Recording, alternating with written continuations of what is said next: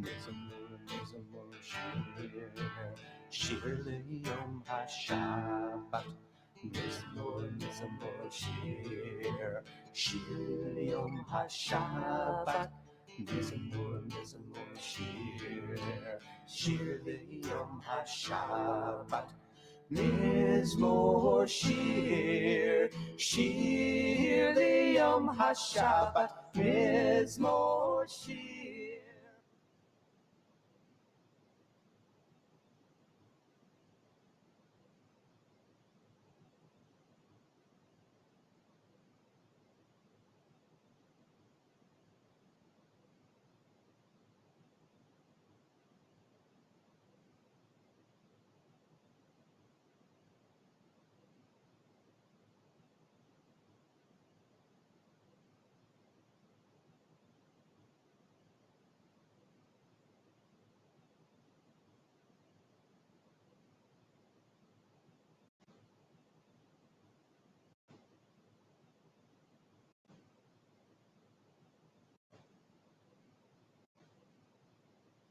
Yeah, don't. And it's when we get together and up, we're and what we were talking about that Dudley Moore had Holy Moses, and I mean, had all kinds of movies that were as sacrilegious as what we're going to be tonight on 2.5 Opinions, including Cecil B. DeMille. That was not true, but it's based on actual accounts, I guess. It was But they did use archival footage on a VHS. So. Yeah, exactly. It was a cool movie, great movie. So we're gonna try to roughly and briefly. I know, briefly, tongue in cheek, because I can't be brief on anything. Touch on 3 different aspects and approaches that you may not have considered before. You may not have seen a teaching or heard very much on these things, but we're going to touch on 3 different things. And so where we're going to read tonight is the heart of the Torah portion, or the purpose of this Torah portion, Shemot. That's really what we're going to read.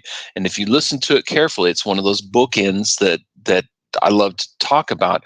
It starts off and ends with the same thing, but how it's written is strange and odd, but it describes the entire portion. So, Frank, what are we reading? And well, Jesse, we're reading what again? Well, let's see. If I've got this right, we are reading Exodus chapter 3, verse 7 through 10. Okay. It's a short section, but hey, it'll cover everything we're going to be hitting on tonight. So you're saying it's an abridged movie, right? An abridged movie through 4 verses? Is this a bridge too far, or the bridge over the River Kwai? Yes. Yes.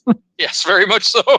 So, wait a second. Alec Guinness wasn't into Torah, was he? No. Oh, but William Holden, no.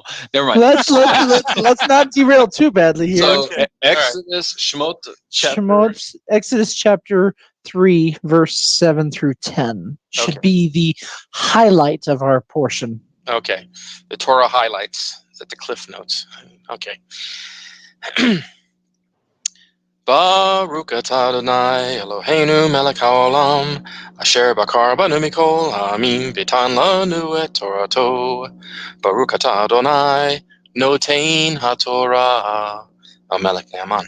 Amen. Exodus chapter 3, verse 7 through 10. And the Lord said, I have surely seen the affliction of my people who are in Egypt, and I have heard their cry because of their slave drivers, for I know their plans. I have descended to rescue them from the hands of the Egyptians and to bring them up from that land to a good and spacious land, to a land flowing with milk and honey, to the place of the Canaanites, the Hittites, the Amorites, the Perizzites, and the Hivites and the Jebusites.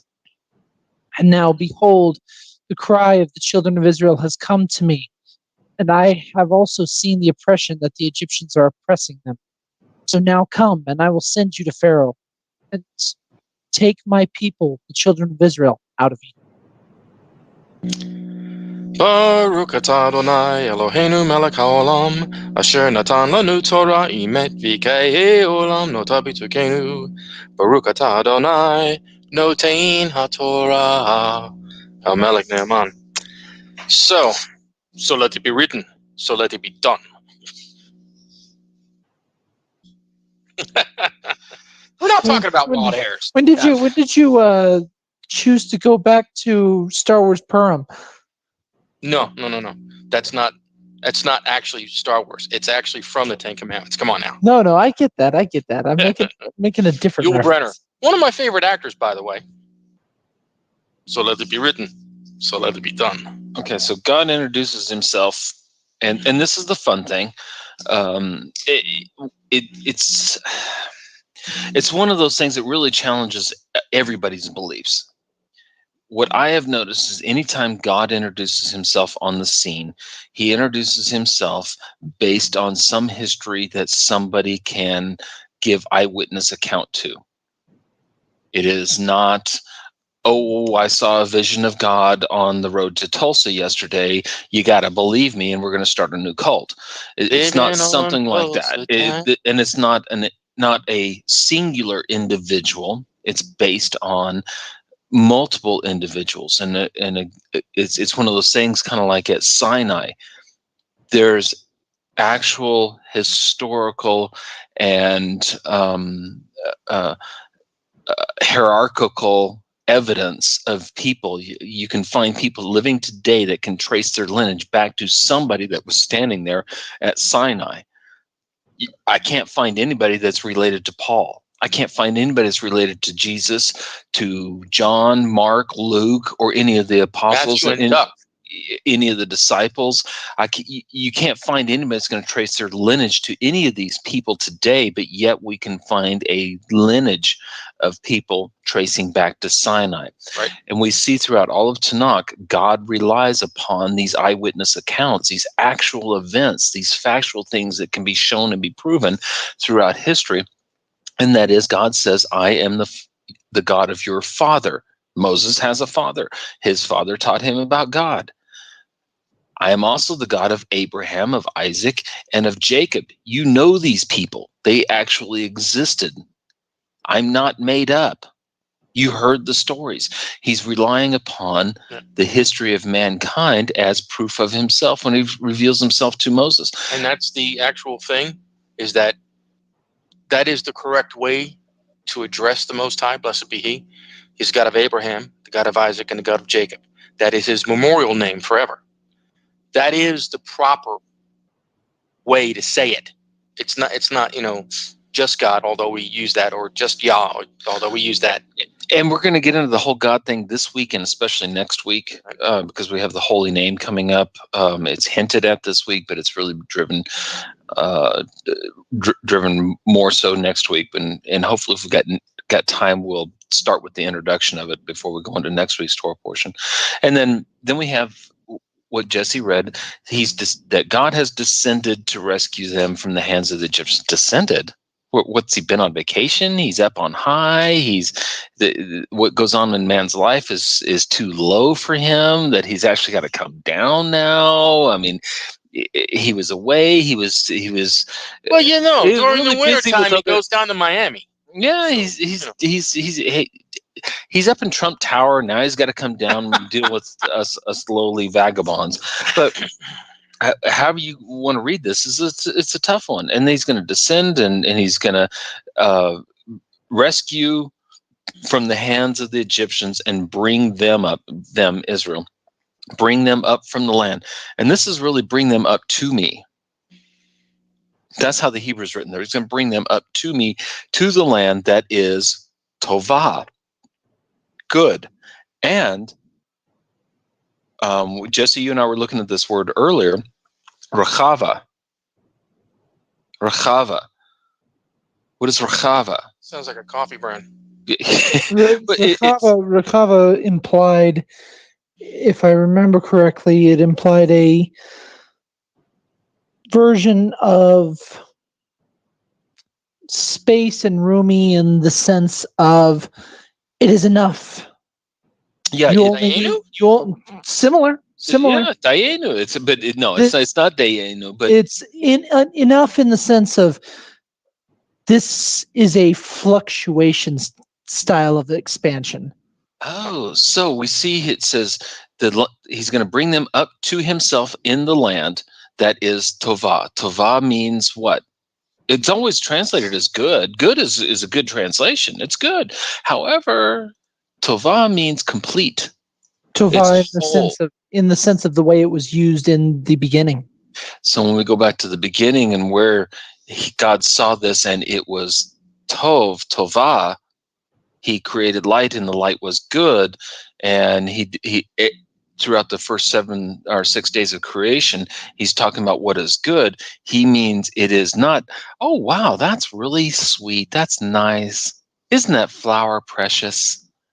Aren't you a good little boy?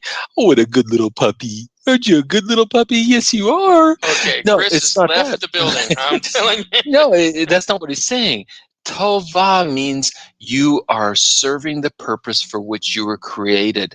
And so God refers to the land as the land itself serves the purpose for which it was created. In contrast to Mitzrayim. That's odd. And it's not just Tovah, and it is Rachava. Rachava means it expands to meet the needs of whatever is required. Rachava is only used when the word Rachava in Hebrew is used for land or for a place. It's only referring to Israel. In other words, we can search out this land in your Strong's Concordance, which I hate Strong's. God, I hate Strong's. It's only a guidepost. That's it. Yeah, it's a concordance. It's not a dictionary, folks. Don't use it as a dictionary. I hate it when people say, and the Strong's word is 4875, and Strong's says it means this. No, Strong's is not a dictionary. It was never meant to be a dictionary, and it's not to be used as a dictionary. Unfortunately, Christians and Messianics use it as a dictionary, use it as anything other than what it is, and that is a concordance of where and many people said you need an etymological dictionary in order to actually divine what those words mean. Yeah, so use a Brown Driver Briggs, use so many others out there. Anyways, Rachava, anytime the word Rachava is used, or the root word for Rachava, anytime it's used, it's the only time it's used in conjunction to a place is when it's referring to Israel. It's no other place is referred to as Rachava. However, we find that root word used in several other places. One, when Moses struck the rock, or when Moses spoke to the rock, the water flowed Rachava, and I'm using the root here, so it's not the actual word. Okay, so how is this not a coffee company again? So the water flowed to meet the needs of the people. The manna dropped to meet the needs of the people. And it's actually used in a couple places, both in Psalms and Proverbs and other places, even in the negative aspect of he pierced his spear and the blood flowed, Rachava. In other words, the blood came out a necessary amount of blood came out so that the person died. So Rachava is talking about what is necessary for the need and the purpose.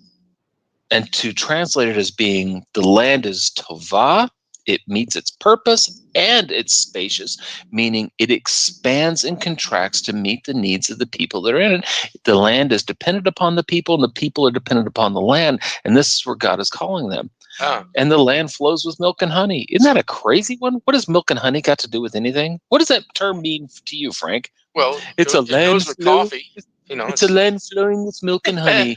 That's great. I'm lactose intolerant. How does that help me? The actual meaning behind that, after I get by this real quick commercial, Rachava coffee, giving you exactly what you need and nothing more.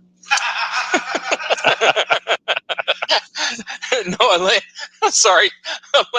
flowing with milk and honey means that it is great for agricultural purposes. There's enough land and water for cows to give forth good milk, and there's enough vegetation, flowers, and everything else for the bees to make copious amounts of honey.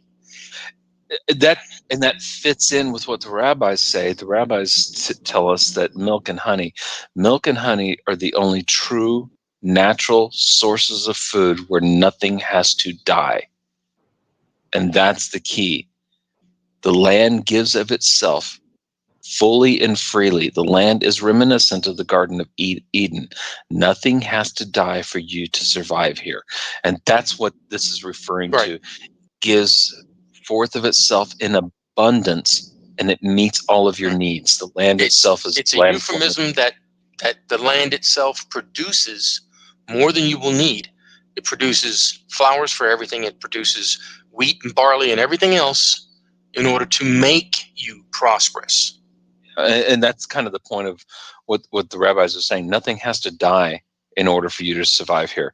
So it goes on. But here's the point, and this is the bookends of this whole thing, and why Jesse read this. It starts out that I have descended to rescue them from the hands, or I'm sorry, let's back up that he's heard their cry and he's come to rescue them, and it ends up in verse 9. Now behold, the cry of the the cry of the children of Israel has come to me, and I have also seen the oppression of the Egyptians.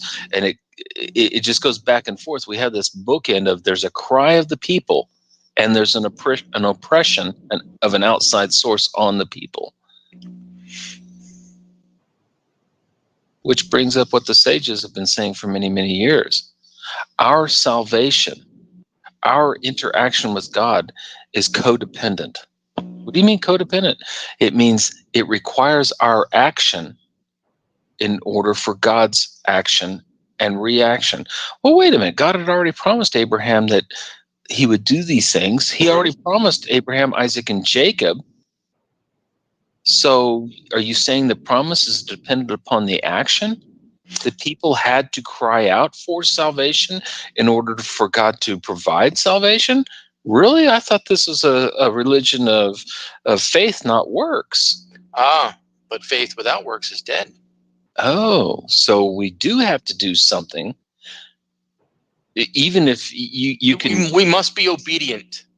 There you go. And I mean, you can... I hate the verbiage of it, but it almost fits, and that is you got to meet God halfway type of thing. Right. Oh, God, give me a winning lottery ticket. It would be nice if you would buy one. Yeah, exactly. So this kind of fits the whole thing. And so from here, God shows up on the scene. Moses, I'm getting ready to fulfill the promise. Why am I getting ready to fulfill the promise? Because the children of Israel have cried out to me. They've come to the point of their oppression. The wine press on the grapes has squeezed the grapes out, and now it's time for action. Why are you sending me? Yeah, so the children are crying out and the oppression combined. Those two actions, physical actions, now allow God or open the door or set up the situation where God can reveal himself in a wholly new way. From there, we switch to what? I mean, we've got some weird things going on. Well, yeah, it is, and this is what drove the whole discussion in this direction. First off, the argument that Chris has told me about and we've talked about before is, can God make a rock too heavy he can't lift? Well, no. I mean, that's not his nature. It's not his nature to give himself a conundrum. But here we have the Most High, blessed be he, sending Moses to go deliver the children of Israel. But yet on the way, he wants to kill him. Huh? Whoa, wait a minute. God just told Abraham, Moses, and this is a squirrely thing. What Jesse read tonight, if you read down a little bit more, but Moses said to God, who am I that I should go to Pharaoh and that I should take the children of Israel out of Egypt? That's actually two questions, folks. That's not one question. That's two separate individual questions that require two different individual responses. Thank you, Mr. Wizard. Yeah. Who am I to stand against Moses, to conquer Moses, to lead an army to vanquish? Who am I to stand against Pharaoh? Who am I to vanquish Pharaoh? Who am I to raise an army to go against Pharaoh? That's one issue. Right. The second issue, who am I to lead Israel out of Egypt to become a nation of its own? Right. Two different actions, two different leaders, two different accounts, two different understandings. And God answers, don't worry about it. I'll be with you. And this is the sign. And this is chapter 3, verse 12. And he, God, said, for I will be with you. And this is the sign for you that it is I who sent you. When you take the people out of Egypt, you will worship God on this mountain. Whoa, wait a minute. Okay, so God does some crazy things to me here at the burning bush. My mind is reeling, and I feel that I am, one, not worthy to attack Pharaoh, and two, I'm not worthy to be a leader of a brand new and birth a nation, let alone do both of them simultaneously. I'm not the guy, God. I'm not the dude. Yeah, I'm not the dude. You know, the rug doesn't tie these two things together here. Jesse's laughing because he's seen The Big Lebowski. But this rug isn't gonna work here. And God is saying, "Oh, don't worry about it. Here's the sign for you when you've completed it. That's going to be the sign."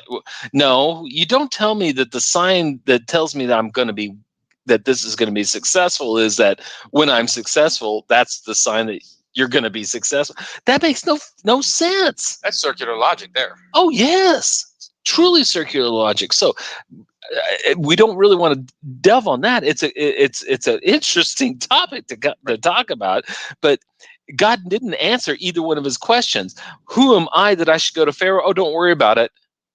When you bring the people up, that'll be the sign that you brought the people up. No, you didn't answer my question. And two, who am I to bring up Israel and create a new nation? Don't worry about it. When you bring the people up, that'll be the sign that you brought the people up. This is craziness. This is Meshuggah. And then verse 13. What is all this Meshuggah? Yeah, and Moses says to God, behold, I come to the children of Israel and I say to them, I'm sorry, that's going to go off into a different question. So Moses drops the first point, conquering Pharaoh, and he immediately goes to the second point, who am I to birth a nation?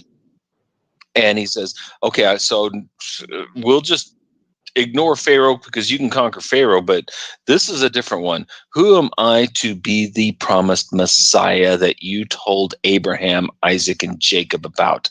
Right.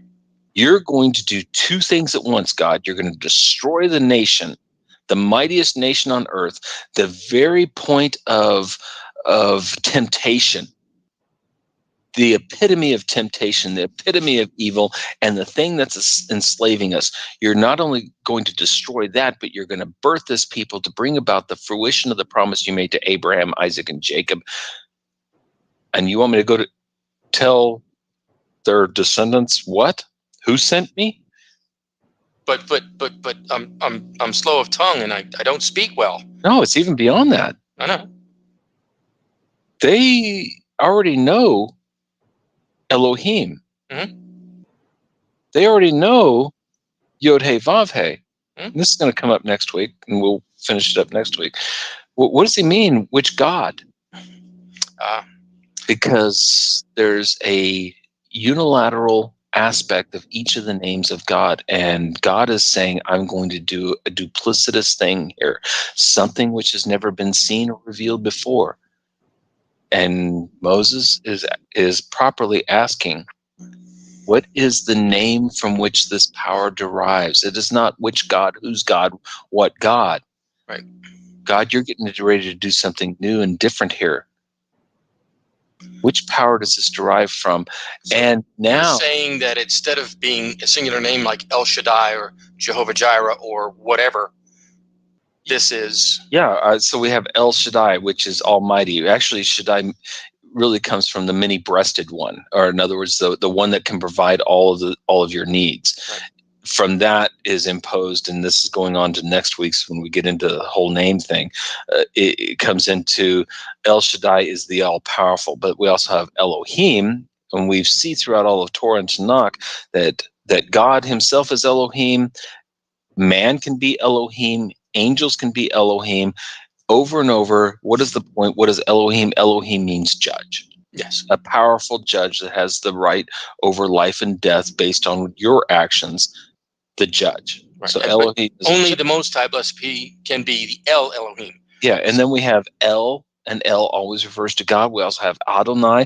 We've been introduced to El Shaddai, Elohim, Yod-He, Vav-He, and El already. Abraham called upon Yod-He, Vav-He. Jehovah Jireh, the Lord will supply. And Hagar calls Yes. upon the God that sees. Yes. And so we got a lot of these things going on. And now, so God has convinced Moses, no, you're the dude. I called you. You're the dude. Go on down. I'm going to be with you.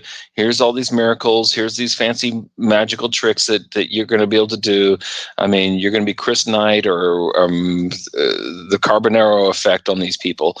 Don't worry about it. You got this. But the rug. Yep, the rug is going to tie it all together eventually, and okay.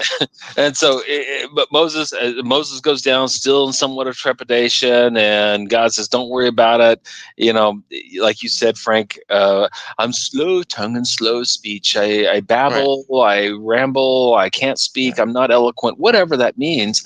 Don't worry about it. I got Aaron coming up. See, Aaron, your brother is coming up. Whoa, whoa, whoa, whoa! I thought we were slaves. How is Aaron traveling around the country freely, especially not just the country? Moses is in Midian. He's not in Egypt. Why is Aaron out here in the wilderness? This is crazy. But along the way, which is what my question was earlier, Moses and Zipporah and their children go to an inn. Okay, God just spent all this time to say, Moses, you're the man. You're Dude. You're going to go do this. Now he wants to kill him along the way. So God sets it up that, nope, it's going to happen. Moses goes down. He starts talking with the people. He starts doing some great things. Most of the people are believing in him. And now he's going to bring down the family. We're bringing the fam. What verse are we in here, Frank? We're in, I'm scrolling through here because it's chapter 5. Okay, you threw me off there for a second. Well, I just want to make sure that we're looking at the actual verses so that the 3.5 people that are online listening to us can follow. It's right around 4:18, maybe a little lower than that as well. Is 4:18? Wait a second. Hold on a second. You're right. So in 4:18, chapter 4, verse 18, Moses now goes back to Yithro. Right. Wait a minute. His name earlier was Reuel. Right. Now he's got a different name. Will the real father-in-law of Moses please stand up? Mark's got this question on to Torah, not to Torah. Moses' father-in-law's name was Jethro. And is that true or not true? Well, it is and it's not, because it's one of his names. Jethro's got a couple of names here. Somewhere around 7 or 8. Yeah, he's a high priest of Midian, which is Reuel, but he's also an ordinary guy that's denounced the gods of Midian and is no longer a high priest, and now his name is Jethro, and it just goes on. Right. So he goes back to Jethro, gets the wife and the kids, and God shows up and says, Moses, okay, now return to Egypt, for all the people who sought your life have died. So Moses took his wife. This is verse 20. Chapter 4, verse 20. So Moses took his wife with his sons, mounted them on a donkey, and returned to the land of Egypt. And Moses took the staff of God in his hand. The Lord said to Moses, when you go down, return to Egypt, see the signs, and et cetera, et cetera. And we're going to go further on down, verse 24. Right. Now when Moses, was on the way in an inn. It's a great thing. There's the La Quinta right out there in the middle of the Negev. Oh, cool. Yeah. Wi-Fi for everybody. Yeah. He stops off at an inn, and he's going to spend the night there and have something to eat. And the Lord meets him there. But the purpose of God meeting Moses this time is to kill him. Wait a minute. This is Moses. This is the Savior. This is the anointed one. This is the promised one. This is you were supposed to have. What's that cry from Obi-Wan? And you were the chosen one. Yeah, you were the chosen one, and now you're Darth Vader. Oh, jeez. So now we're getting into the light side, the dark side of things. Yeah. So God is here to put Moses to death. Right. That's what it says. The Lord met him, Moses, to put him to death. And a quick note here: it would have to have been a hojo, because God wouldn't go to a La Quinta. Okay. That's an old joke. It had to be a So holiday. I have a shotgun. It's the B'nai Sinai Inn. Yeah, okay. So anyway, no. So he's there, and my question is, what's going? I mean, he just spent all his time building him up so he'll go and do these great things, and now he wants to kill him. Dude, we just spent 3 chapters talking about Moses Yeah. and his birth and his rise to power and this whole burning bush experience. I mean, Moses is the dude now, and now all of a sudden the dude is going to be killed. Yeah, I'm the For dude. what? So that's what you call me. Why would God bring up all this stuff and now kill him without warning? You know, even Pharaoh gets a warning. Okay, so what's up with this? He actually gets 9, by the way. Well, that's true. Yeah. So what's up with this? Only Zipporah takes a sharp stone and does the bris for her son. Bris, right? Yeah. Brit Milah, right? Excuse me. And does this and then throws the object at the feet of Moses, and you are a bloody bridegroom to me. Okay, and that assuages the Most High's anger. Wait. I'm sorry. The Christians and the Romans, they're in full agreement here that this is a bloody God. I mean, the God of the Old Testament requires blood. This is proof, a case in point, that Zipporah has to do a Brit Milah. She has to do a circumcision on one of her sons. It doesn't even tell us which one, but Right. which is crazy, because which one is it? How many kids does Moses have? We know of at least 2 at this point in time. Right. We only know the name of one, Gershom, the firstborn. Right. But Zipporah recognizing, how did she recognize that the reason Moses was dying is because one of her sons was not circumcised? Well, see, there's the question. The extra biblical text, the rabbis, the old dead guys, they state that there was an angel that came to kill Moses, and it turned into a snake and swallowed him. Again, this is extra biblical commentary, people. Don't take me seriously on this. And it swallowed him from head to thigh and spit him out again. And then swallowed him from feet to thigh and spit him out again. And this is the area that Zipporah realizes, oh, it's because of the circumcision. Now, supposedly, also, her son, her firstborn son, was going to be raised as a Midianite and not as a monotheist or monolatrist, as Marcus pointed out. He was going to be done this, so they didn't circumcise him. Now they go and say that the second son was either not old enough to be circumcised yet because it wasn't the 8th day, or Moses was worried about him going on the journey and didn't circumcise him, etc. But now that he's circumcised, it is the obedience that his firstborn son is now within the covenant. Supposedly, this action is what assuages his anger. Okay, so let me get this straight. Israel has grown into a mighty nation to the point that Egypt is afraid that Israel will side with its enemies, and so now the Pharaoh there is going to do some weird things. He tells the midwives to kill off all the males but save the females. He doubles their burden in slavery, so they're not going to have time to have kids. There's 2 things that he does there, and those 2 things. And then he finally announces a broad decree upon all of Egypt. Now, this is why I keep on saying on the chat room, put on your seatbelts, because we're going for a ride on this one. I'm taking you all over the place. So Pharaoh makes this broad declaration, not just on the Israelites living, or the Jews living in Goshen, right? But he makes a broad proclamation on all of Egypt.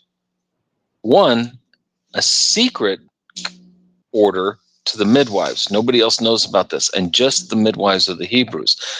That didn't work out for him, so now he's going to make a broad proclamation to all of Egypt. Any child born from the womb must be killed. But his concern was they're becoming more numerous. how is killing the firstborn child depleting the numbers to any point? In other words, if I really want to eradicate or diminish the numbers of a people, why just select a few of the males to kill off? Because after all, one male can service or breed multiple children. True. Why not every male, regardless of the firstborn or the kids of 2 years of age, kind of like what the New Testament is going to come out with of Herod with the slaying of the innocents. Anybody that any male, firstborn male child 2 years of age, kill them off. That doesn't deplete the population. Nope. It affects the population, but it doesn't deplete it to the point of what Pharaoh is concerned about, and that is the numbers. So we're not asking the right questions here, and we're taking for granted. We're taking for granted and overlooking the text.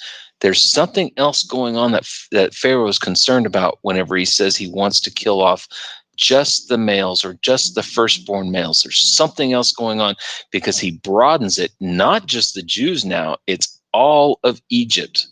This is the problem sometimes, folks, when we read the text too quickly and our mind fills in the blanks for us. It's almost we have to read it in reverse sometimes. When you're checking your own paper for spelling and grammatical errors, the teachers will tell you read it backwards because you'll spot those errors easier that way. Why? Because when I read it forward, I already know what preconceived idea. I have a preconceived. I already know what to expect, and that's all I'm willing to believe. I've heard that from a movie sometimes. Yeah, I know. Yeah. So it's one of those things. Go ahead, Frank. The idea is the firstborn male child, throw them into the Nile so that the crocs can get them. This is psychological warfare. This is what's, in my opinion, happening today. Because if you make it so that it's such a world that why would you bring up a child in this world? Okay, why would you do that? Why would you sentence a child to a life in this world? I think that's the idea Pharaoh was trying to get across. Yeah, and so someone brings up on the chat room, and it's a valid point because it is one that actually the rabbis bring up and talk about too, is that if I'm just going to slay the firstborn, or I'm just going to slay the male children, or I'm just going to slay those between the ages of 1 and 2, or any male child that's born between January 1, 2017 to December 31st, 2017, then I'm setting out a warning. Yes.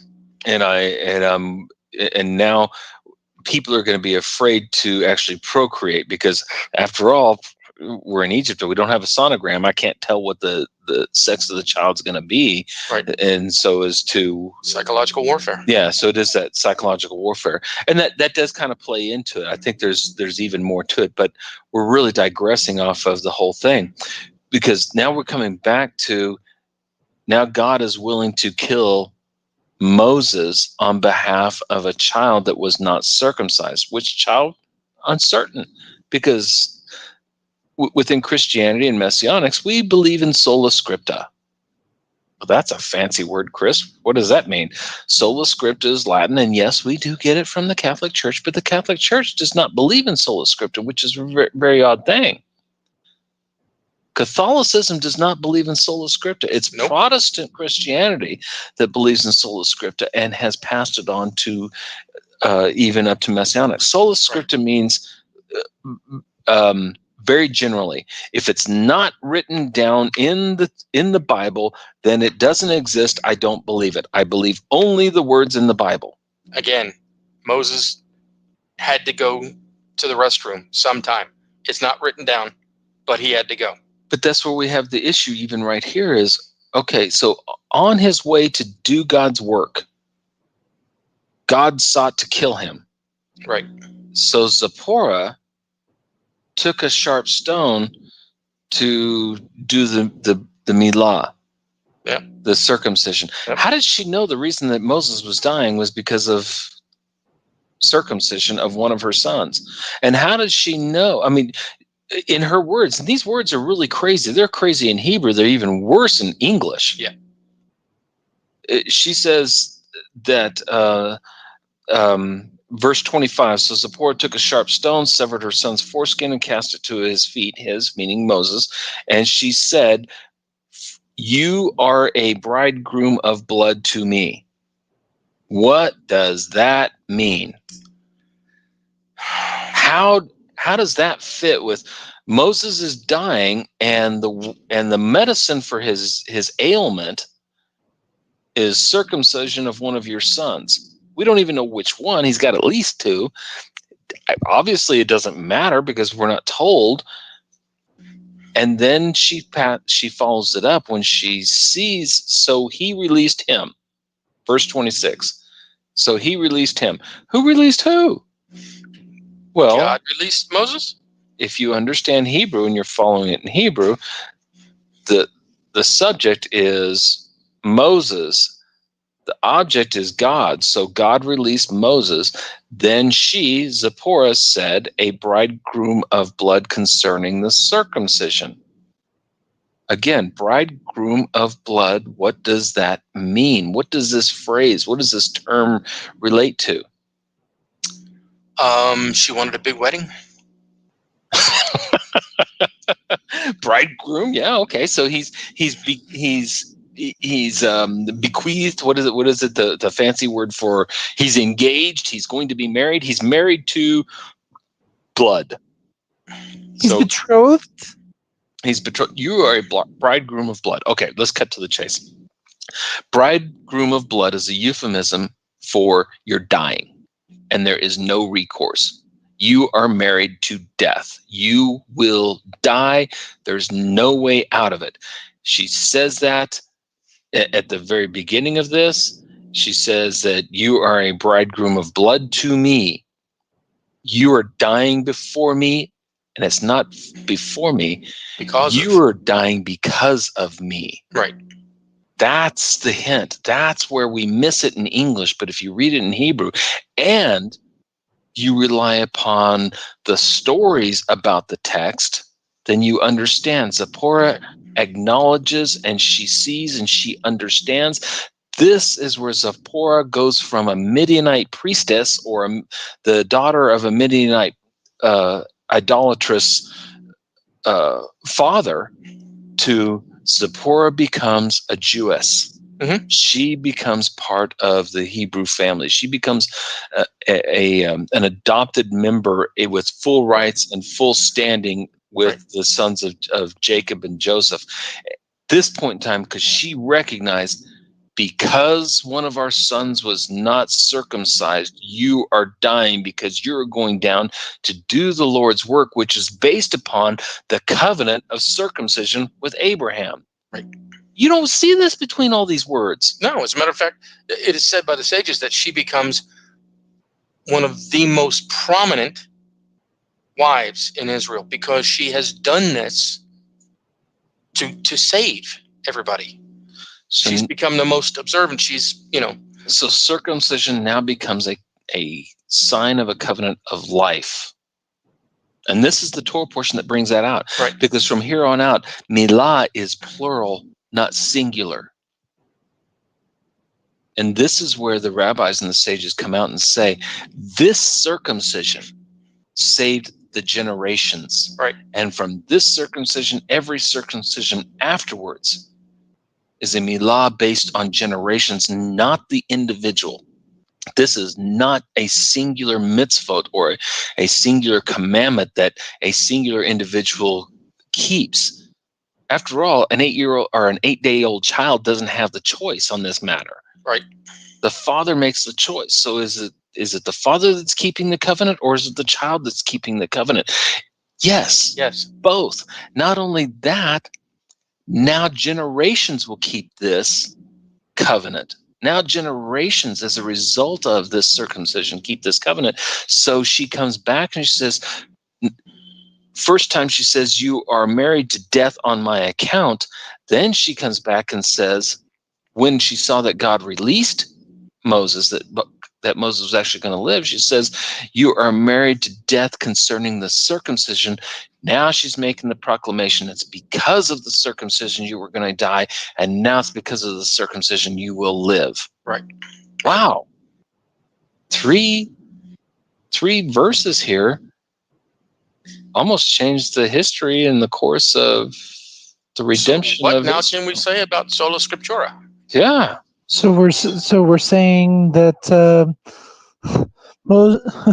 Zipporah's husband almost died because this is what God wanted. Well, actually, no, it's not what God wanted. He wanted obedience. And the only way to get that across was to apparently make this happen in this way. Okay? And given the obvious nature of this whole death situation, this was one of those moments of, I'm giving you plenty of warnings to fix this problem here and now. Fix it or you will die. Right, exactly. That's what it sounds like. I mean, how do I put this? I was, as a beginning Christian, I was good with sola scriptura because I didn't know any better. I didn't know about the commentaries. I didn't know about this, that, and the other thing. I'm sitting here now going, you know what?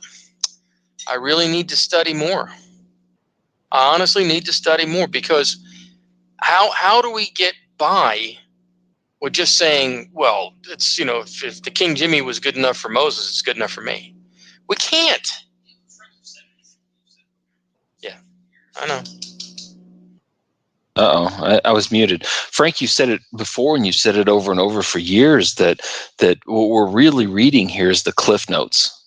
These are the highlights. There's much more going on between each verse. Thanks for the credit, but you've given me that. You gave us that. but even more so, sometimes there's a whole backstory between the words, not Right. just the verses. So Right. yeah, there's a lot going on here.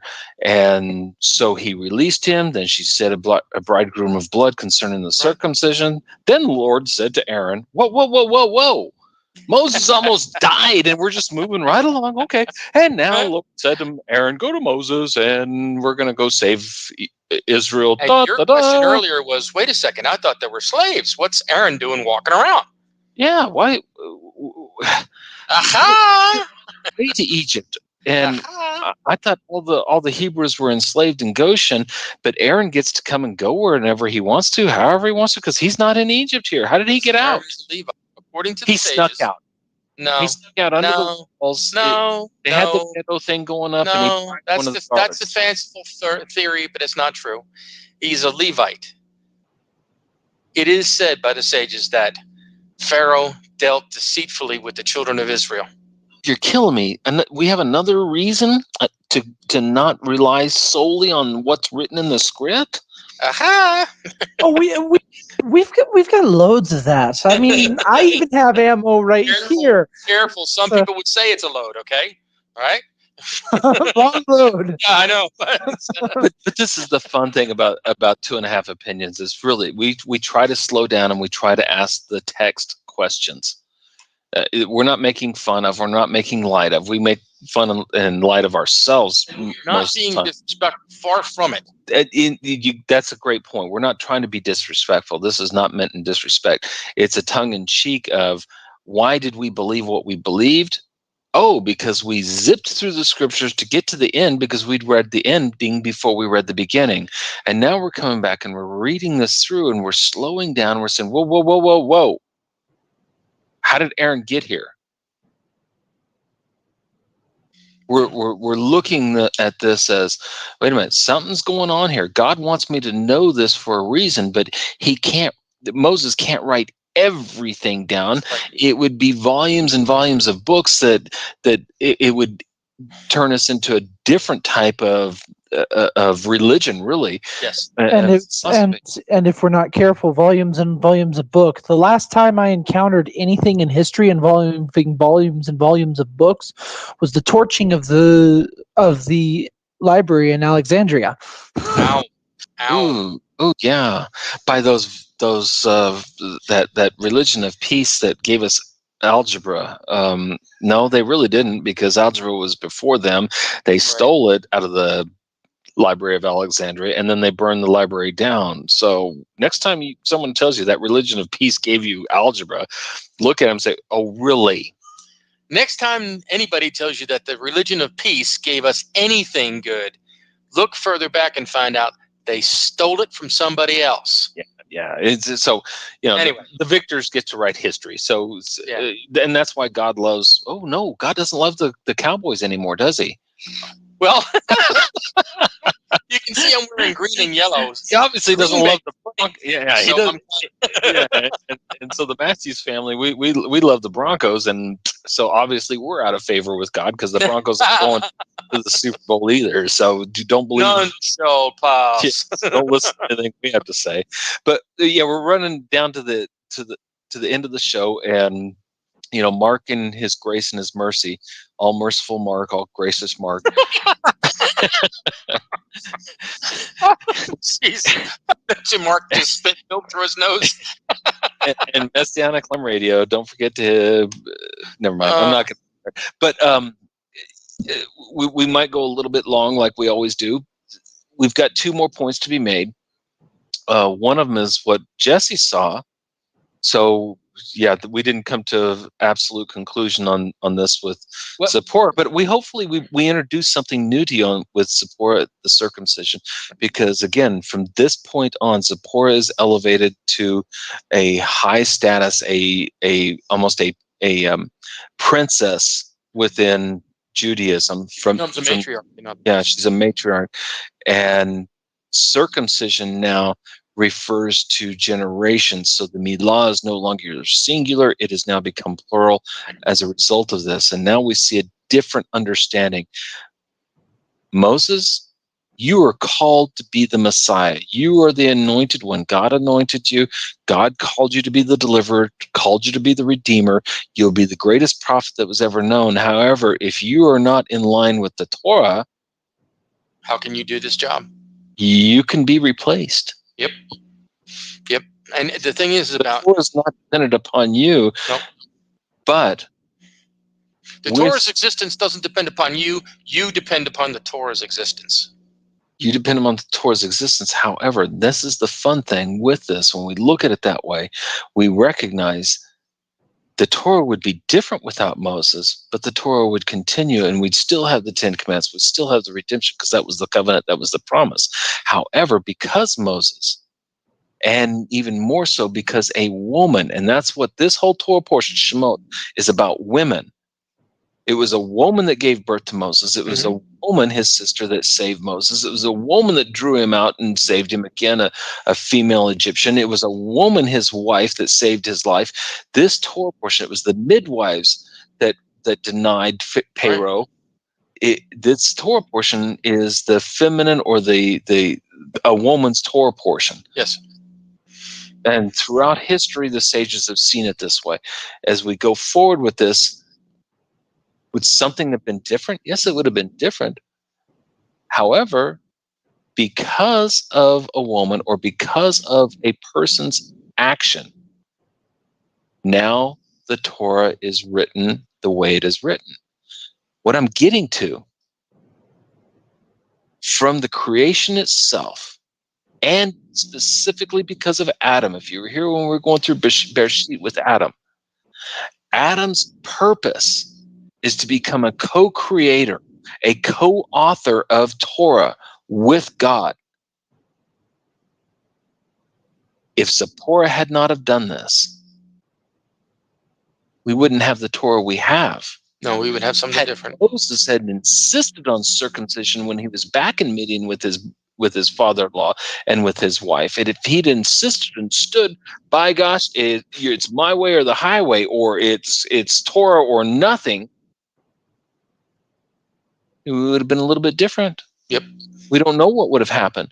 All we know is that Moses chose his wife Zipporah over circumcision of their son, which put them into this predicament here at the end on the way to be the Redeemer of Israel. And that had to be corrected.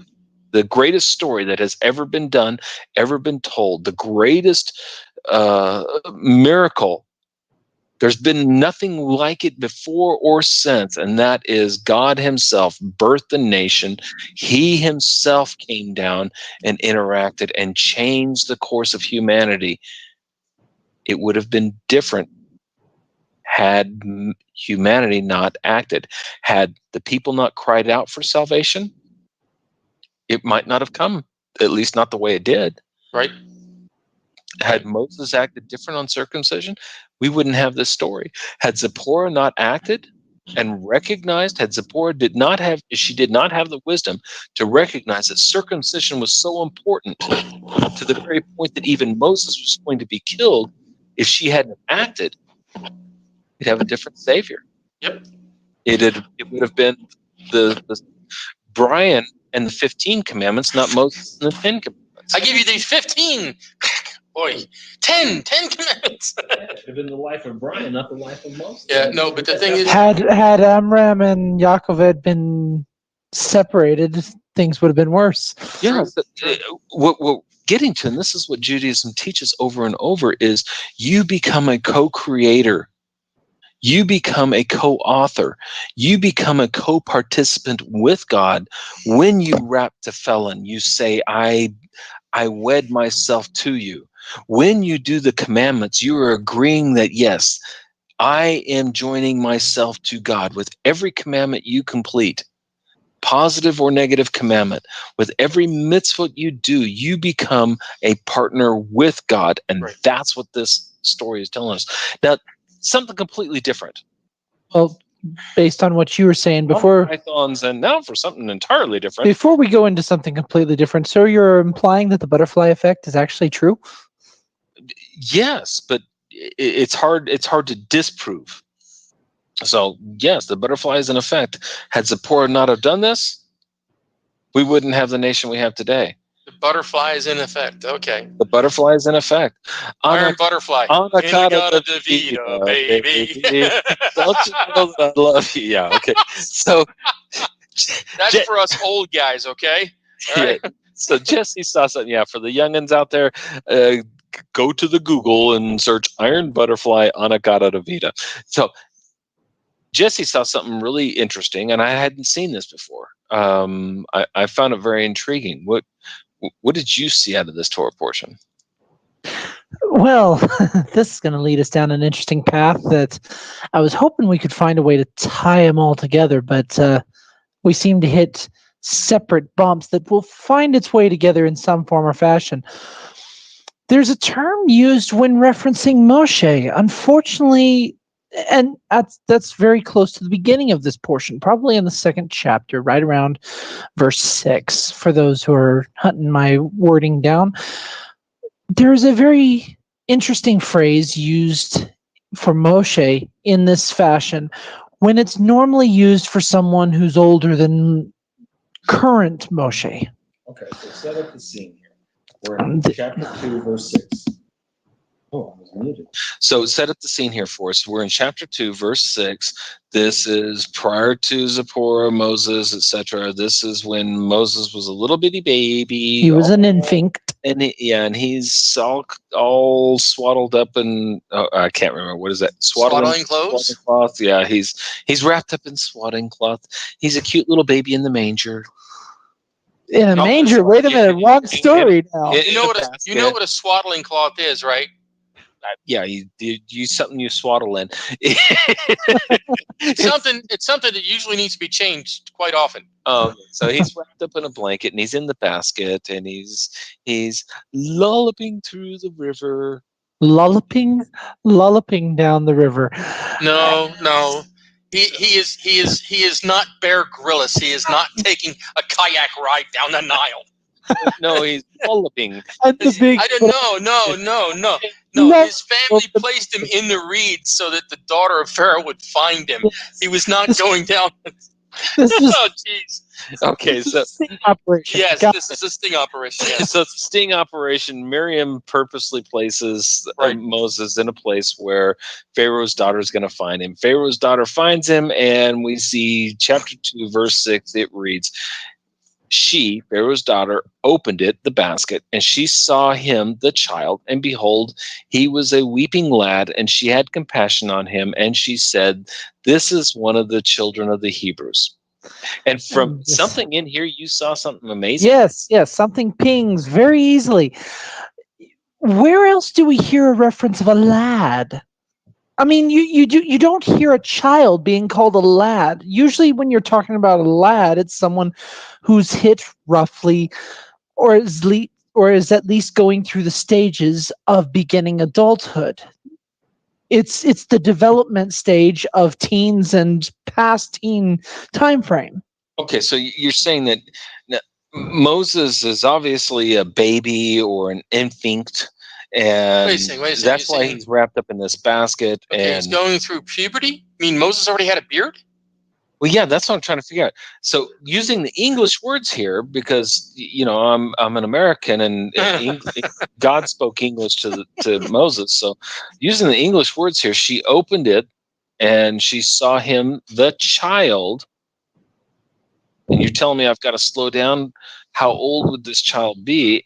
And behold, the lad was weeping. The lad. And you're telling me lad and child are two different words in Hebrew? Yes, yes. And what's the significance of this? The significance is calling him a child would give indication to his age, most definitely. But with the way it is presented through Hebrew, child in Hebrew is Yeled. Yeled. And Boy. And generally, Yeled is non-generic, but generally it refers to a male child. Exactly. Yelda is a female. Yelda is female, Yeled is a is male. male. But if I refer to all the children, male and female, I would say Yeledim. Yeledim, because you were focused, because something in Hebrew I won't go into, places the male before the female through the Hebrew language. We'll move on. Yeah, so we've got a Yeled, which We have a Yeled. that doesn't tell me the age. It just means No. it's a a child that needs protection, needs Yes. feeding, needs caring Yes. of the parent, hence Yeled. But you're saying that what was weeping was not the Yeled. What was weeping was the lad. What's the lad? Lad implies an older age based on The English word Based lad on- or the Hebrew based word? on the Hebrew. What's the Hebrew In word? Hebrew, it is na'ar. Ah. Na'ar has only been used a few other times, and if we were to jump back in time, follow me through the time warp again. Let's do the time warp again. When we jump back through our books, the only other time we wind up running into a reference towards the lad that most people should recognize off the top of their head is whenever Abraham is told to take Isaac up on the mountain, and he's speaking to the young men that went with him, and he says, "I stay here with the animals. I and the lad will go up together."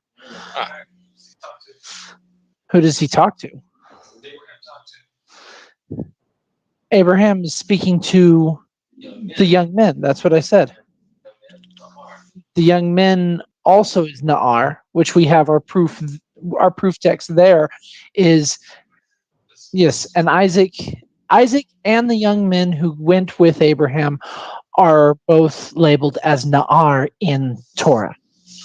So we've actually skewered another mystery where Isaac is not some little kid that Abraham can put on his shoulder and then throw in a sacrifice bundle. He's actually a young man who was probably strong enough to resist his father if he had chose to. Exactly. And that's the thing you get from getting the Hebrew in it and not just popularized English. Yeah, that, and we can go back and look at the ages and the years that passed by before Abraham actually takes Isaac up, that we recognize, regardless of the language, we can see the years that Isaac is not this little boy.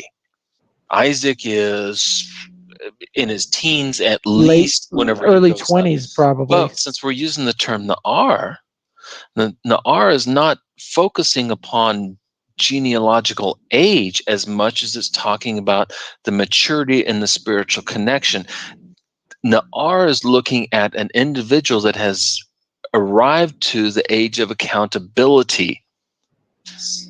Now, I'm confused because when I read our Torah portion, Moses could not have reached the age of accountability just tracking along what's happening here. So why is the Hebrew choosing the word Na'ar to refer to Moses while he's a baby in the basket? Because Why Moses is special. You're special. In other words, why does the Torah say call him a yeled, which does not tell us specific age? But as I go through in context, this obviously is a child that is still weaning. And now, yeah, somebody's going to jump out, oh, well, you can wean a child until he's 8 or 9. But that's not what we're talking about here, because this child is too young to take care of himself. That's why his mother puts him in a basket, because the decree was the newborns are to be killed. Hmm. The reason she's putting him into the basket is because he's a newborn, and she's saving him from the decree of the death of the newborn. So this is a newborn, Yeled. But it's the Na'ar that is weeping. Na'ar does not refer to, nor is it ever used in all of Torah and Tanakh, to refer to a baby. No, It's referring to someone of the age of accountability. What's the purpose of this, Jesse? You're killing me with this. Well, the understanding, it is more of a teaching, if you will, on this subject, that it was his voice, it was the sound of his weeping that sounded like the weeping of a Na'ar, one who is of accountability. The weeping implying more in the fashion that as a child, he was weeping the tears that would normally belong to him at an older, much older age. Okay, so let me get this straight. So, because of the purpose that was fulfilled in Moses, because even Bithia, supposedly that's his adopted mother here, who picks him up, looked at the lad and found that he was beautiful to behold. Correct? Is that what the text basically says? Yeah, it's a tough way to translate those two Hebrew words, but yeah. Right. So she sees something more in him, just like Jochebed, his mother, saw something more in him. She tried to hide him, and after 3 months couldn't hide him anymore, and that's why she ended up putting him in a reed basket and setting him, on the edge of the water of the Nile, so that somebody could protect him, would find him, Bithia, and then go from there. Yes. So, okay, wait a second. Am I on? Yeah, You're live. Okay. You're good. We're following you. All right. No, I'm hearing an echo but anyway, so this is what we see in the portion, is that Moses has some, and we attribute this because of what we read and what movies we watched, that he has a special function or a special calling on his life. Okay. Up until the point of the circumcision, he might not have had that calling if Zipporah didn't do what she did. Yeah, he had or at least he had the calling up until the circumcision or lack thereof. Right. But yeah, and someone in the chat room, a couple people were trying to help us out as we're taking the long way around the woods on this one. That it's obvious. The text says that she hid him for 3 months, or I mean, it keeps on going back to 3 months. So we know that Moses is less than a year old. Yes. Hence, we can use the word appropriately, yeled. But it is the Na'ar that's crying. It is the young man, the lad of the age of accountability, the lad that can be offered up as a sacrifice by Abraham. It is the lad that can watch the donkeys. It's the lad that can chop the wood. This is a young man that can go out and do work in preparation for becoming a man. It's the lad that's beyond his years. In other words, the lad that's weeping. What is the Torah trying to tell us? Jesse, you're trying to say that, one, there was something different about Moses. He was old. He was an old soul. I mean, we keep saying about that with my youngest one, Isaiah. He's ever since, I swear he came out of the womb talking, and he hasn't shut up since. but he's able to recognize and put things together in a very unique way that astounds all of us sometimes. So there's an interesting aspect about Moses, and for the Torah, since, like we tried to bring out earlier, these are the clef notes. These are the highlights. It's what is not written that forces you to ask the Torah questions. And it's so much easier to spot these things when we're reading it in Hebrew. Doesn't mean you have to. I'm just saying that it's so much easier to spot it when you read it in Hebrew. English translations or any other language translation is trying to do its best to be true to the words. But until you slow down and you stop using multiple words as meaning the same thing, they do not. Every word is specific and used specifically for its purpose. So it's the lad that's crying. Why is this important? Why is a lad weeping in the basket? Jesse? Well, it has multiple reasons in and among itself, but the primary aspect that has been brought to mind is the whole concept that if all of the tears are shed that should have been shed, should have normally been shed when you're in your adulthood, if you're shedding your tears in a fashion that is not in the same aspect as the 3-month-old infant, but more as a young teen or an adult, the significance would explain that it helps take care of one significant situation that happens with Moses, and I'm stumbling over my words here. Tell me, has anyone throughout this point onward to the end of Torah found a moment where Moshe wept? Okay, so Wept as if... let's see if I can bring this together. A baby will cry as a natural reaction. Yes. And for most intents and purposes, it's uncontrollable. Once you reach the age of accountability, now you can weep over your own faults. Now you can weep out of empathy for others. You can weep out of sympathy for others. You can weep out of joy. You can weep out of things that will affect you in a different way, in a higher cognitive way than a child simply weeping because it's uncomfortable. Why is it uncomfortable? Well, because it's hungry. Okay, feed it, he'll stop crying. You got a wet diaper. Why is it uncomfortable? Well, because he's got a wet diaper. Well, stop peeing on yourself then, kid. Oh yeah, well he can't. He doesn't have that ability. He's not that age of maturity yet. So we're saying that with the Torah calling him a na'ar, he's weeping as though he has reached that age of accountability. He has reached that maturity level, that he is not weeping out of a natural inclination that he's uncomfortable. This isn't from the side or the aspect of how did we term it earlier? We talked about this a little bit earlier.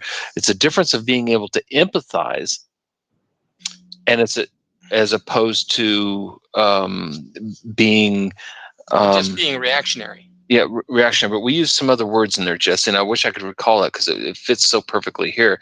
But the point is that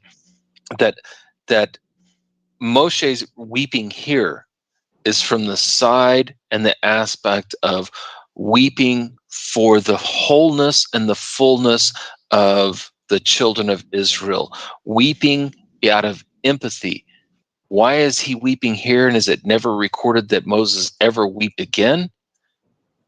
Because Moshe was called to be a leader, and a leader does not cry out of his circumstances, out of his frailties. That's the word I was looking for. A baby will weep out of its frailties, and leader does not weep as a result of frailty. A leader may weep as a result of empathy. A leader may cry out and weep. We see this out of David in the Psalms. He certainly does weep, but he's not weeping out of the frailty of it. And that's what this is saying. The weeping that Moses was doing was not from the frailty of a baby, but out of a higher understanding that would be unnatural for a baby to weep. And so from this point on, we never see the leadership weeping out of frailty.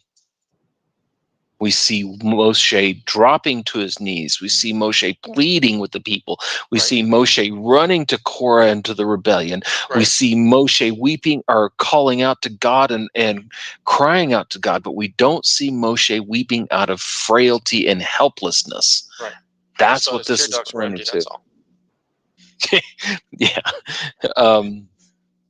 So Jesse, was there something online that we need to address? Because we've really got to start closing this up, and I've never reached really the heart of something I was wanting to get to, but it's going to lead into next week's anyway, so I can wait till But you can then. mention it. Well, the only thing I do, yeah, we can always run on it next week. The only thing I'm running across is the question of did Pharaoh stop killing the babies because the stargazers said he was drowned the moment Moshe was put into the water. Yeah, that's a great point, and that obviously whoever asked that question has read something of the extra biblical text, Right. because this comes up in a couple of midrashes and Talmud. This comes up in extra biblical sources, and they're looking at this. Okay, why did the decree of Pharaoh of slaughtering the male children? How come we don't read of that or hear of it again after this account of Moses?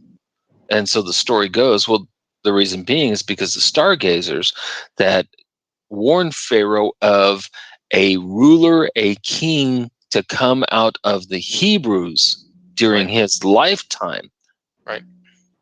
caused Pharaoh to try to kill that person off before he could reach the age of accountability.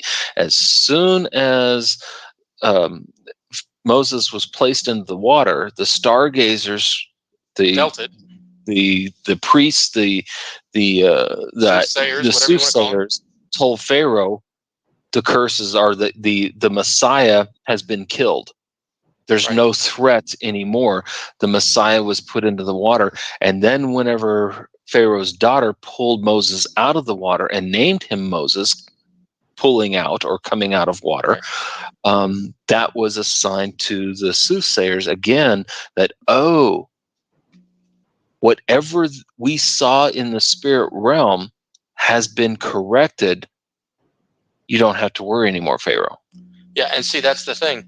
You know, why trust a soothsayer when they only get part of the story? You know.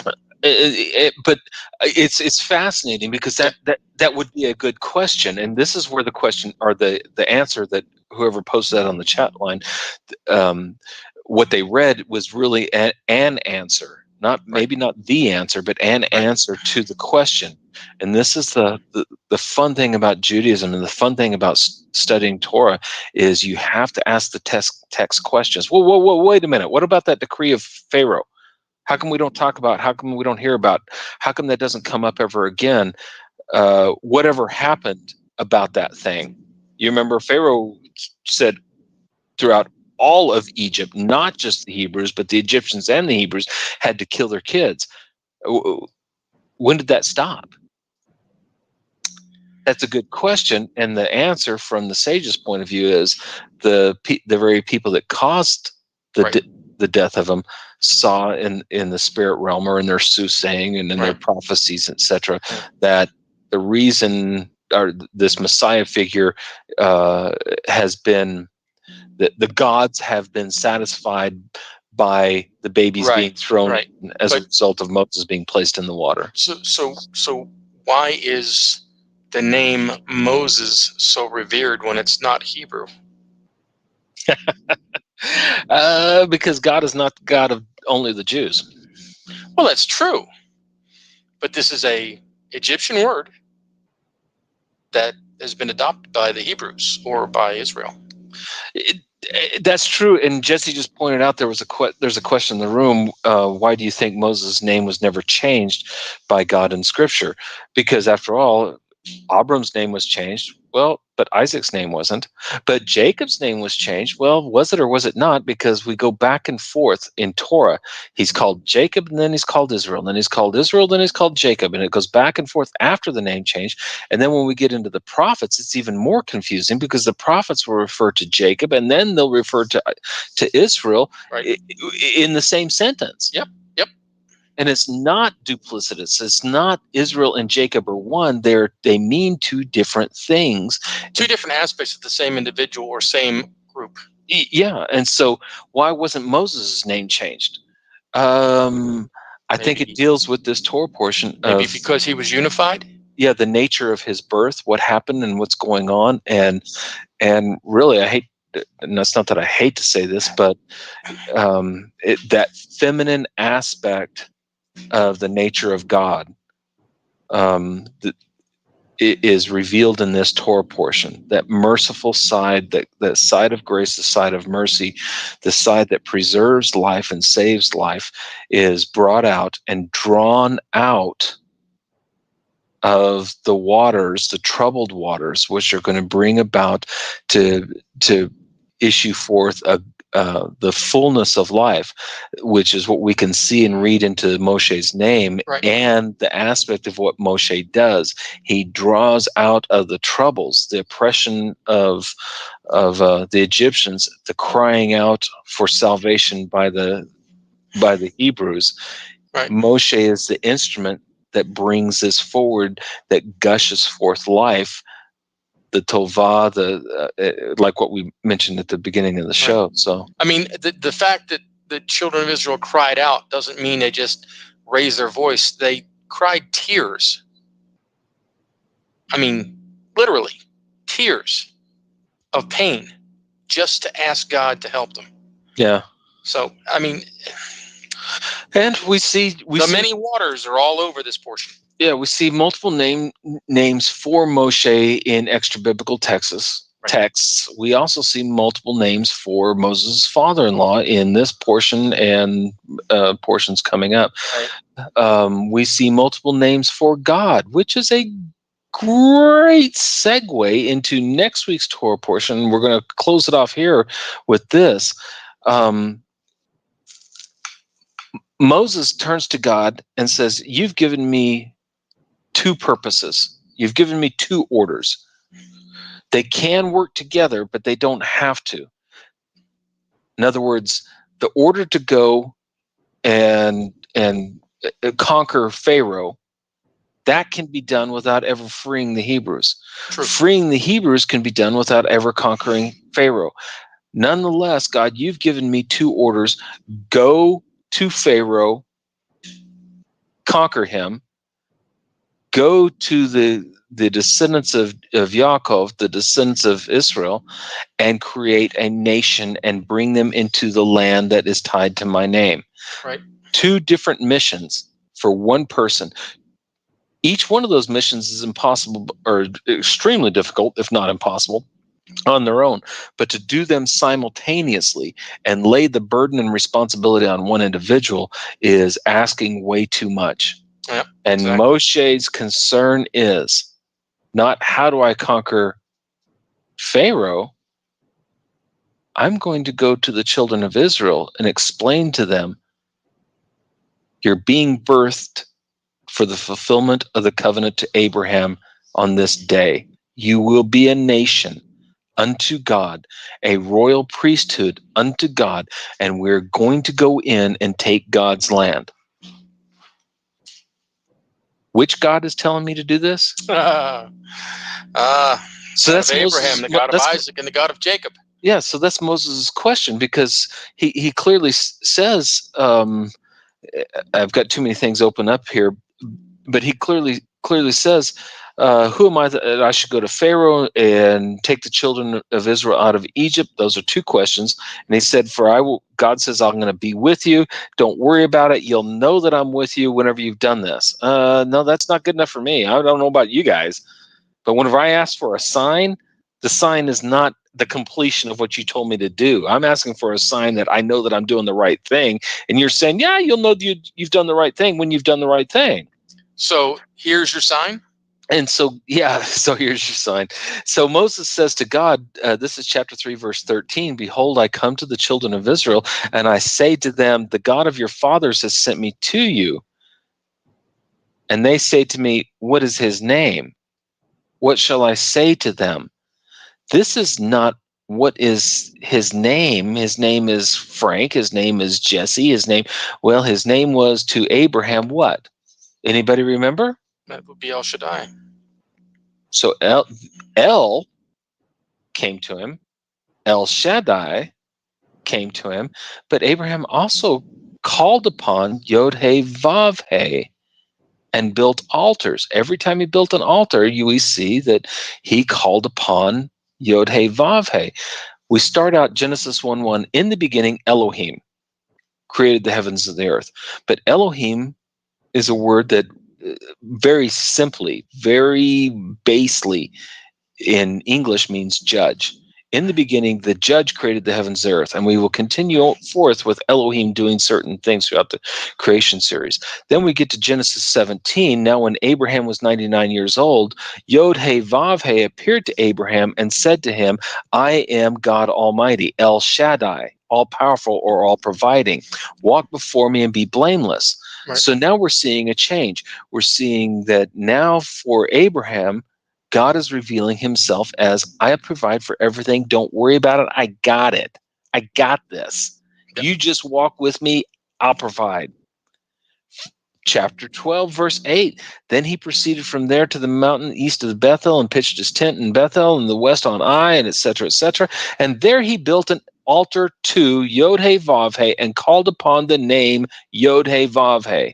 And next week we're going to see, wait a minute, God is telling Moses, I never revealed myself as Yod-Heh-Vav-Heh. And so the rabbis go back and forth on this. And next week we'll talk about it a little bit more in depth. A bookend? Yeah. Chapter 13, verse 4, same thing happens. Abraham calls upon the name Yod-Heh-Vav-Heh, builds an altar to the name Yod-Heh-Vav-Heh. In chapter 16, verse 13, we have Hagar calls upon the name Yod-Heh-Vav-Heh, who spoke to her. And there she recognizes, Yod-Heh-Vav-Heh is El, what is for C? Roi. Roi. You are the God who sees. And now she's recognizing, right. There's another aspect, and what is being revealed to me is an aspect of God I didn't recognize before. This is the point of the multiple names of God. These are aspects that have not been revealed before.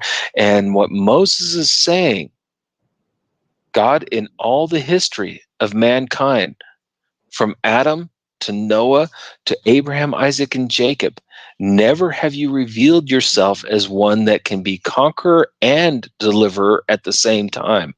Never have you revealed yourself as being judge and merciful simultaneously. We're getting a message from the far beyond. It says, yo, Jojo. What kind of God is this that can both kill and redeem or save simultaneously? What God do I tell them this one is? He's not saying that they're going to question what God is. This Ra? Is this Zeus? Is this Obama or Trump? No, he's saying, what aspect of this? This has not been revealed to us before. So we'll finish it up next week.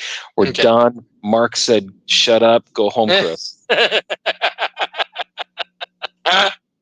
No. Yeah, no, we're good. We're good.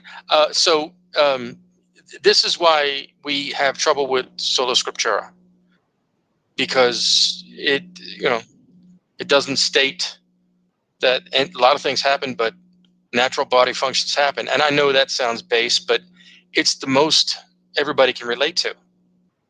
So, that's the way it is. But anyway, we thank you for joining us. We thank you for putting up with our shenanigans, especially mine, because I'm usually the irreverent one. And this is 2.5 Opinions. Hopefully we've made you think, we've entertained you, we've done a lot of things, I hope. And, we'll go from there. Anyway, I'm Frank. I'm not the Rebbe. And Jesse's typing on the chat room. Hey, we'll keep the chat room open for a few more minutes. Jesse's been going back and forth on this, so we'll keep the chat room open as we close off. Please join us next week, tomorrow morning, first thing in the morning. We're just visiting this planet with Mark as he goes through a very entertaining and enlightening. It's a show about anything and everything, and trust me, he touches on everything. This one should be a fun one because we have a new president and a new administration. So I'm sure it's going to affect the world because after all, since Trump's the president, the world must be coming to an end now. Oh, darn. Hey, hold on. I thought you said that about Clinton, not Trump. Now you're changing? But yeah, Clinton, Bush, Obama. We said it about Well, hey, Reagan. 88 reasons in 88 why, 88. So, yeah. So, but anyway. We thank you for listening. We thank you for joining us. We're I'm going to get ready to upgrade us. We're 2.5 opinions.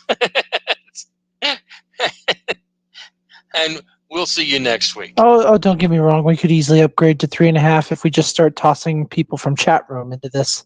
Ah, okay. Well, we can try that. Shavua Tov. Shavua Tov, Laila Tov.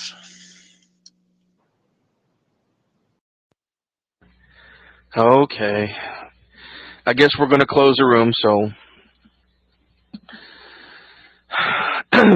Okay. Remember, the short, disclaimer here is, if your speakers break or your computer breaks because I sing, I am in no way liable for any damages caused by that or any cameras that take my picture, okay? So.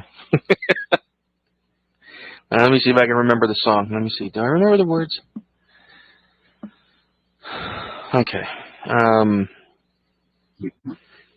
Mizmor shir, shir le'yom ha'shabos. Mizmor shir, shir le'yom ha'shabos. Mizmor shir, shir le'yom ha'shabos. Mizmor shir, shir le'yom ha'shabos. The whole world is waiting to sing the song of Shabbos. The whole world is waiting to sing the song of Shabbos. And I am also waiting to sing the song of Shabbos. I am also waiting to sing the song of Shabbos. The flowers and the trees sing the song of Shabbos. The valleys and the mountains sing the song of Shabbos. The stars in the skies sing the song of Shabbos. The angels in heaven sing the song of Shabbos. The whole world is waiting to sing the song of Shabbos. The whole world is waiting to sing the song of Shabbos. And I am also waiting to sing the song of Shabbos. I am also waiting to sing the song of Shabbos. I saw 6 million dying. They sang the song of Shabbos. I hear 3 million crying to sing the song of Shabbos. Stop all the hatred, sing the song of Shabbos. Love one another, sing the song of Shabbos. Dance on the street, sing the song of Shabbos. Dance on the street, sing the song of Shabbos. The whole world is waiting to sing the song of Shabbos. The whole world is waiting to sing the song of Shabbos. And I am also waiting to sing the song of Shabbos. Mizmor shir, shir le'yom ha'shabos. There. Are you happy now, Charlotte? Do it again. Do it again. Come on, will you?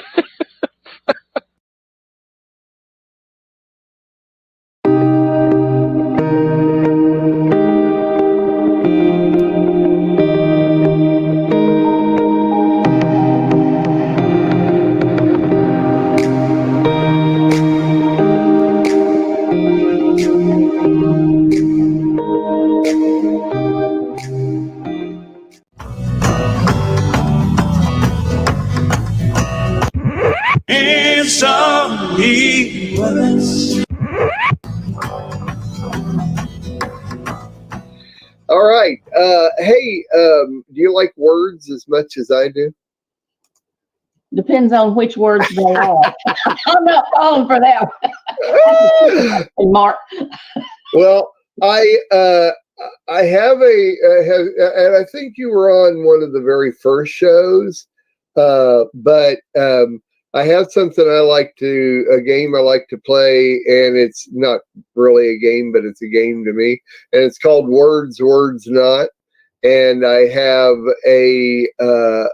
I have two different folders in my email, and one of them is words and one of them is words not, and every day I get a new email from a company. It's called Dr. Good Word, but I think it's actually Good Word. Let's see, no, what is it? It's alphadictionary.com, and you can go there and they'll send you a word every day. I just love getting words. And so what I'm going to do is I'm going to scroll through. We're going to start with words, and I'm going to scroll back and forth through my folder of words. And when you say stop, I am going to click on a word, and we'll see if we can't define that word and use it. So I'm scrolling. These are words that we should know. So say stop, and I'm not even looking at the list. So when you say stop. Okay, there. Okay. Oh, well, why didn't you pop up? Oh, here we go. Costume. That's an easy word. Is costume. And would you like to give a definition of the word costume in your own definition?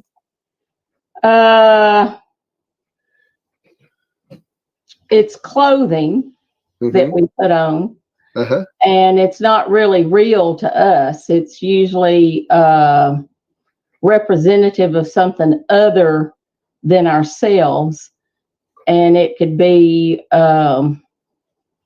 like when you're in a play and you're in the 1700s, you're going to be wearing clothes of the 1700s. I love it. Good. Very, very well. Very well You're put. a superhero. That's right. That's right. Very well put. I mean, if somebody really didn't understand that word, I love to be able to stop and think of words like this, and how would I explain it to somebody that doesn't really understand. So the definition is a style of dress characteristic of a particular culture or period, as the national costume of Serbia, for instance. Clothing worn as a disguise is another way to look at it. It's the word history is an old-fashioned spelling of custom, is what it is. That's interesting. See, I love to know the history of words too. I think that's always cool. So the word costume is actually an old-fashioned spelling of custom. Old French costume, which Middle French borrowed as costume. Now that sounds French when you say it, costume. Well, we're wearing a costume, which would be the custom of something. And that's kind of the way you described. It's a dress of a certain culture or something like that. It's very interesting. I like it. Very cool. Sometimes we think we know the definition of something, and I'm kind of like you, especially when I'm trying to get teachings together. A lot of times I'll think, what does that word really mean? And it may be something we use all the time, but I'll go back and look at the definition.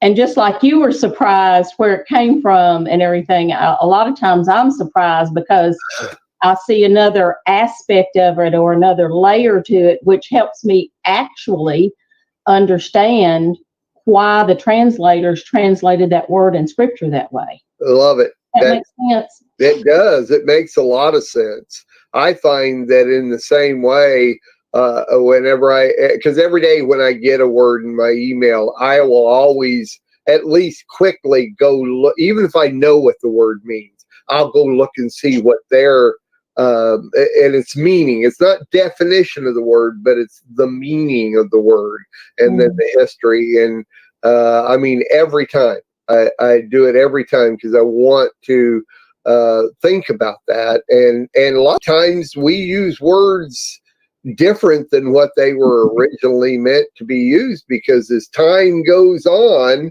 different words bring on different meanings because they're used by different cultures of people.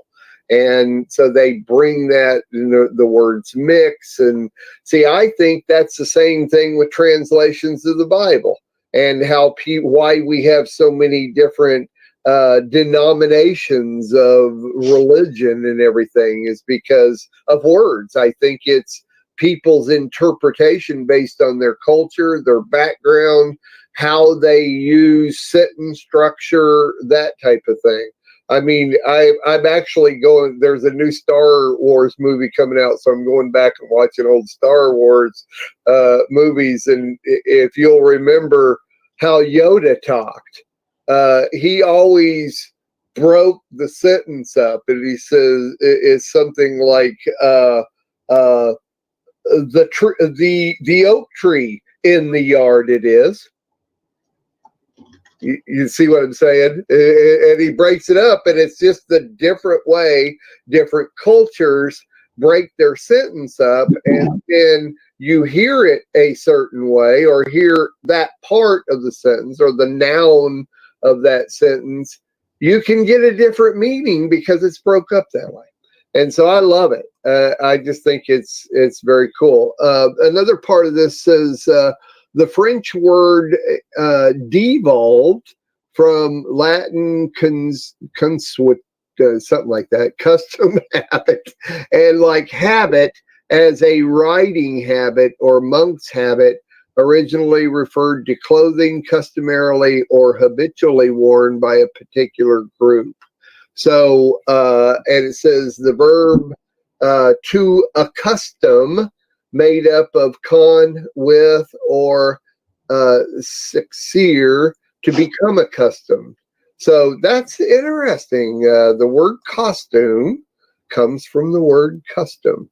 And so, like Sherry in her own definition at the beginning was saying, it is a different kind of clothing worn to depict a certain culture, or but not necessarily ours. It's what we would put on to show what we're doing, like in a play. Very cool. Very cool. Love it. Okay, so now let's do words not. Okay, I'm scrolling up and down, up and down, up and down. I'm not looking. Stop. Okay. Here's the word. Let's see if you can hear it. I'm gonna, because it tells you how it sounds too. Tell me if you can hear this. Estoppel. Did you hear that? I heard it, but I didn't discern it. Here we go. Estoppel. Estoppel. Sometimes estoppel. It's spelled ESTOPPEL. Estoppel. That's a new one. What did I say? These are words not. Words not. So what is words they not? really words. they're really words, but they're words that I get in an email that I have no idea what they are. I've never heard the word or not familiar with it. So for instance, a couple of weeks ago, the words not was August. Now, we know the month of August, but did you know there's an actual word that's used, August? And it means strong, it means huge, it means for somebody to be August, to be straightforward like that. See, I didn't know that. But this is a word called estoppel. Do you have any, you want to give it a try of what you think it might mean? Well, it's got stop in the middle of it. So Okay. Stop something. Yeah, it does kind of sound like that. My first thing whenever I hear a word like this is a word similar, like Gestapo. You know, like a German word, the Gestapo is like a police force or something like that, or military police or something like that. But okay, so I have no idea, because that's what I would say is some kind of a police force or something. But that's only because of Gestapo.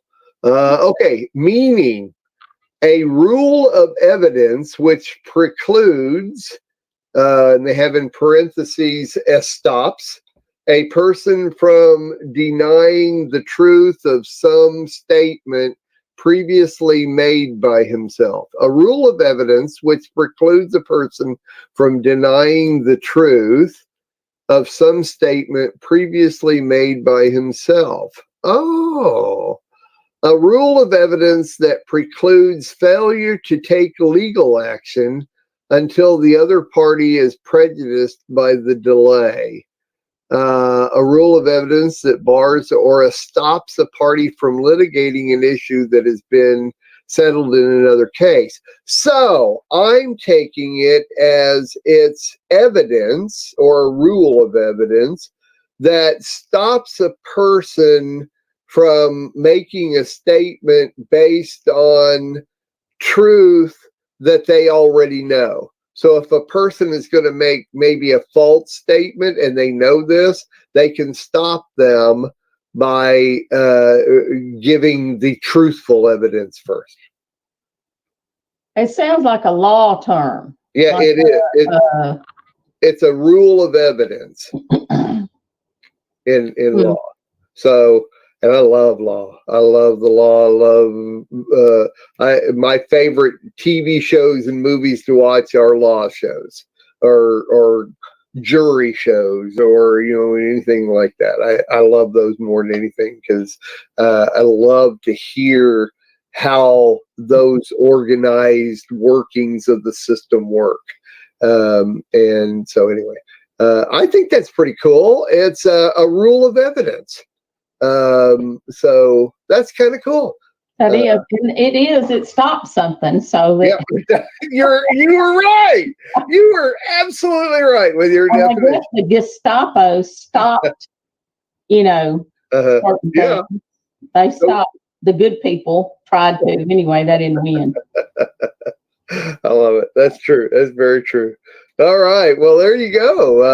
I love words. I love working with words and that type of thing. So here's that's our segment on words not.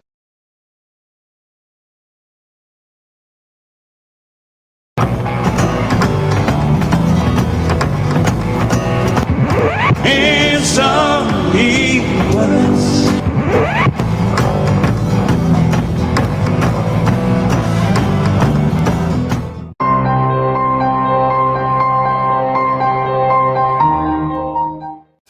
We are grateful you appreciate this radio station and the message it promotes about the true lifestyle of hope given in teachings and in songs of worship. Your humble donations will ensure the continuance of the message of hope to brethren worldwide by Messianic Lamb Radio. You're listening to listener-supported Lamb Radio. 77.7 on your radio dial, or is that God's radio dial?